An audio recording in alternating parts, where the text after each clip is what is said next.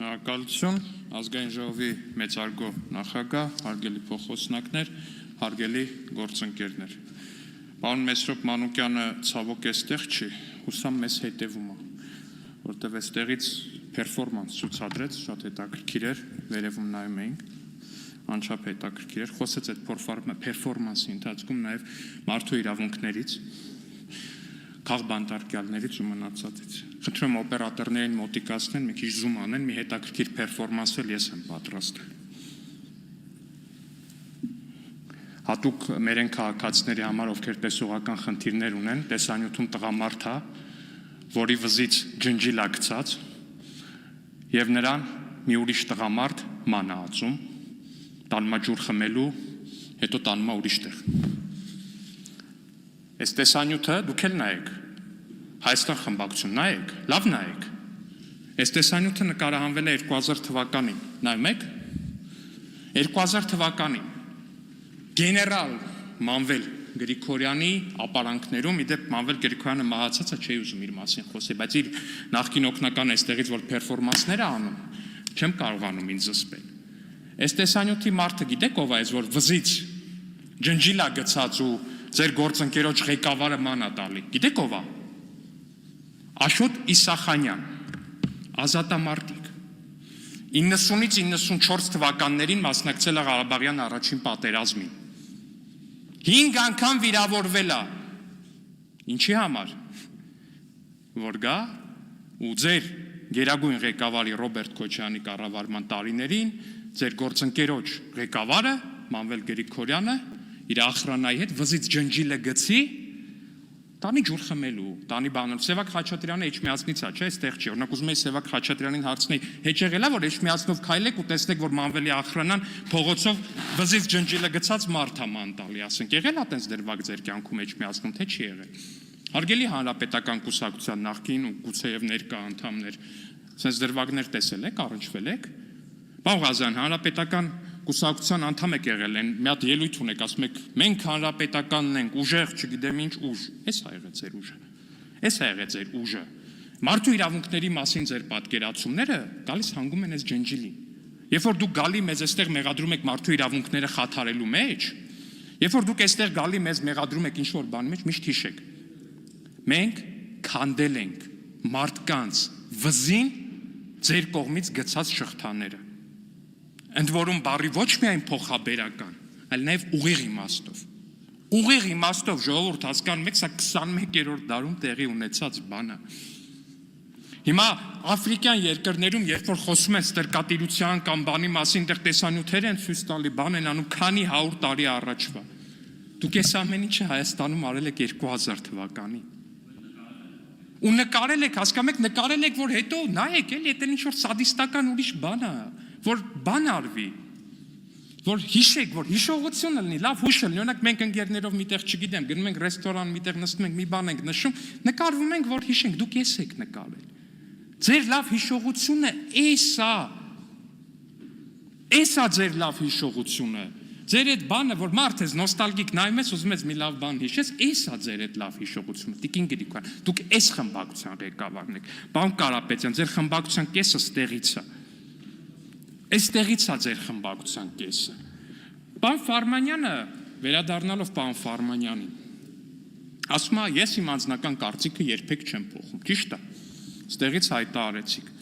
Դա հայտարարելու հետ մի քանի րոպեվա տարբերությամբ արել եք հետևյալ հայտարարությունները։ Կոռուպցիոն դրսևորումներ պեկում չեք տեսել եւ դրանց մասին չեք լսել։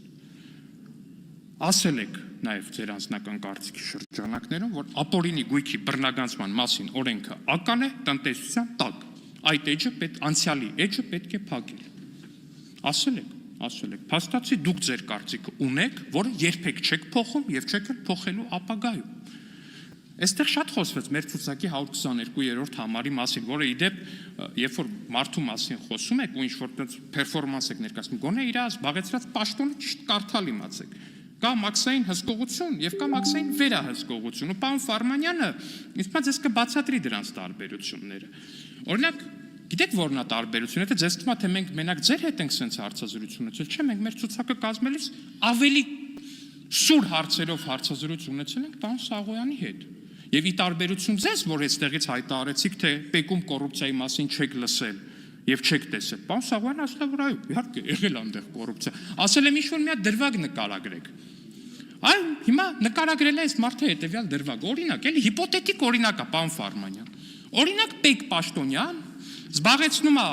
զբաղեցնում է ղեկավար պաշտոն Մաքսատներից մեկում, օրինակ Զվարթնոցում, դուք Զվարթնոցում ղեկավար պաշտոն եք, չես զբաղեցրել, զուգադիպում է, էլի հիպոթետիկ օրինակ է, պարոն Ֆարման։ Համատեղության կարգով մարդը ունի եւ կամ իր ընտանիքը ունի մաքսային բրոկերական ընկերություն, ձեր ընկերությունը բրոկերական մաքսային ընկերություններ չէ, պարոն Ֆարման։ Համատեղության կարգով հիպոթետիկ օրինակ է, խնդրում եմ բան չանեք։ Հիմա այդ ղեկավար պաշտոնյան, որը իդեպ ստորագրում է հենց բուն մաքսային զննության թղթերի տակ, օրինակ ոնց է ալնում հարգելի քաղաքացիներ, բերում է ինչ-որ մեկը ներմուծում է այս բաժակները։ Այդ մաքսային հսկողության պետը ինչ էր կամ այդ պաշտոնյանը, մաքսատան պետը որպես այդպեսին ունի շատ լայն շրջանակ։ Կարա սա մաքսազերծի օրինակ 5 եվրոյով, կարա մաքսազերծի 10 եվրոյով, կան տենց մի շարք ապրանքներ։ Հիմա այդ նկարագրված կոռուպցիոն սխեմայի ընթացքում տեսեք ինչ անում այս պաշտոնյան, որը համատեղության կարգով ունի բրոկերական ծառայություն։ Այն բաժակները, որոնք ներմուծողը դիմել է իր բրոկերական ընկերությունը, մաքսազերծում է 5 եվրոյով, պարոն Ֆարմանյան, այն բաժակները, որը ուրիշ բրոկերական ընկերությունով է եկել, մաքսազերծում է 10 եվրոյով։ Սխեմա է, չէ՞։ Սենց բան եղել է, օրինակ, ձեր պաշտոնավարման տարիներին, պարոն Ֆարմանյան, սենց սխեմա աշխատել է, թե չէ։ Ինձ թվում է, ոնց է չլինի աշխատած կլինի այսպիսի սխեմա, չնայած չեմ պնդում, որ դուք լինելով մաքսատանը ղեկավար պաշտոն զբաղեցնող անձ, որը համատեղության կարգով նաև ունեցել է բրոկերական մաքսային ընկերություն նման բանով զբաղվել, քավլիցի նման պնդում չեմ անում, պարոն Ֆարմանյան, վստահ եմ մեր քաղաքացիների ոչ մեկի մտքով էլ չանցավ նման բան, որ դուք կարող նման բան արած լինեիք։ Բայց ինչևէ, սիրելի քաղաքացիներ, ինչի մասին է այս ամբողջը, ինչի մասին է այս ամբողջը։ Պարոն Կարապետյան, ես վստահ եմ, որ դուք այստեղ ներկայացնում եք ձեր լավագույն թեկնածուներին ինչ-որ պաշտոններում։ Եվ եթե ձեր լավագույն թեկնածուները, օրինակ պարոն Ֆարմանյանն են, իմ մոտ շատ հարցեր են առաջանում, որովհետև ընդամենը մի նիստ տևեց, որպեսզի այսպիսի հետաքրքիր եզրահանգումների մենք գանք։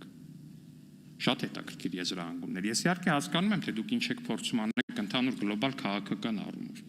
Դուք փորձում եք կրկնել այն բոլոր թեզերը, որոնք որ մենք ասում ենք, թրիփի մասով։ Դուք փորձում եք կրկնել այդ թեզերը ապօրինի գույքի բռնագանձման մասով։ Դուք ունեք շատ լավ աշխատող back office, նստած այն իսրայելցի քաղտեխնոլոգները, եթե դեռ աշխատում են կամ չեն աշխատում, չգիտեմ, բայց այնուամենայնիվ